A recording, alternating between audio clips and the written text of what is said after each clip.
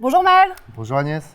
Alors le patrimoine financier à protéger, à faire fructifier, c'est une question que chacun se pose à un moment de sa vie. Et l'accompagnement patrimonial, justement, c'est un sujet qui est au cœur du savoir-faire de Willins.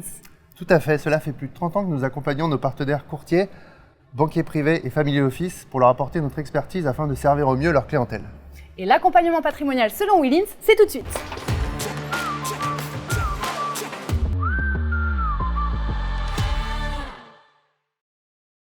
Maël Toledano, vous êtes le directeur commercial de Willins depuis janvier 2022. Alors Willins, c'est une entreprise luxembourgeoise qui était désormais active sur 10 marchés.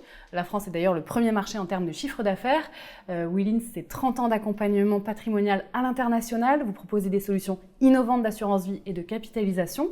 Et tout cela via un accompagnement patrimonial et une expertise unique qui répond aux besoins spécifiques de chacun de vos partenaires et clients. Alors au fil des 3 dernières décennies, Willins a développé une véritable expertise transfrontalière dans l'élaboration de solutions innovantes d'assurance vie et de capitalisation. Comment opérez-vous ? Alors aujourd'hui, nous opérons en libre prestation de services. Vous savez qu'à partir d'un pays de l'Union européenne, nous pouvons proposer nos solutions aux membres des autres pays justement de l'Union européenne. Nous travaillons donc depuis 30 ans, plus de 30 ans, avec des partenaires banquiers privés, family office et conseillers en gestion de patrimoine, auxquels nous proposons nos solutions. Grâce à une approche dédiée, donc on identifie la problématique de chacun des clients et pour chacun des clients, nous proposons une solution sur mesure. D'accord. Vous travaillez en B2B2C. Exactement, c'est du B2B2C. Donc aujourd'hui, nous sommes plus de 120 experts in-house avec lesquels nous pouvons structurer et proposer des solutions sur mesure. Alors le sur mesure, c'est un grand mot, on en parle beaucoup, mais selon nous, l'approche sur mesure, elle se distingue dans différents départements. Alors aussi bien au niveau financier, donc aujourd'hui, vous savez que le non-coté est très à la mode, donc on propose énormément de non-cotés. Grâce à une équipe dédiée et à un réel savoir-faire, on a su développer pendant ces 3 décennies un réel savoir-faire sur le non-coté. Grâce à des experts patrimoniaux, on a une vraie équipe d'ingénieurs patrimoniaux sur les différents marchés sur lesquels nous sommes actifs, qui est en mesure d'accompagner et de proposer des solutions structurées pour les clients finaux. Et grâce évidemment à une qualité de service, un back-office reconnu, connu et reconnu sur la place. Comment avez-vous évolué réellement ? C'est-à-dire vous êtes parti de quelle base pour arriver à quel endroit aujourd'hui ? Alors je dirais que le nerf de la guerre, c'est l'expertise et la qualité qui est fournie. Finalement, entre les différents acteurs, ce qui fait la différence, c'est le niveau d'exigence et la réactivité que l'on peut fournir à nos partenaires.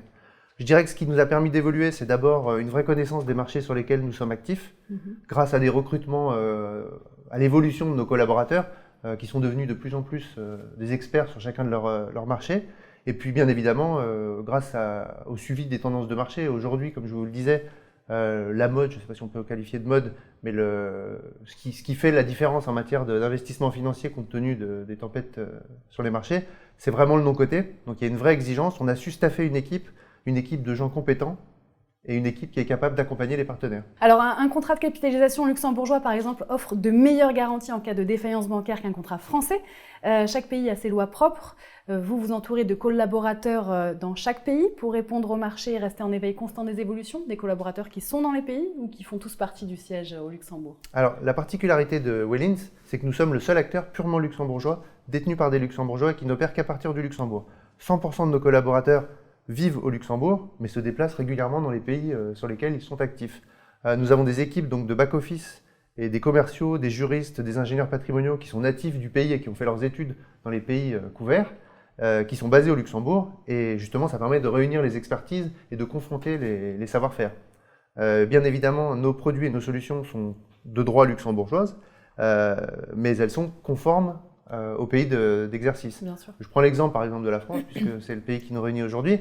Le produit que l'on propose est de droit luxembourgeois conforme au droit français. Le client final étant résident national français, c'est la fiscalité française bien évidemment qui sera d'application. Bien sûr. Alors justement pour rebondir là-dessus, comme vous le savez, dans l'émission Portrait Entrepreneur, on aime bien débattre parfois.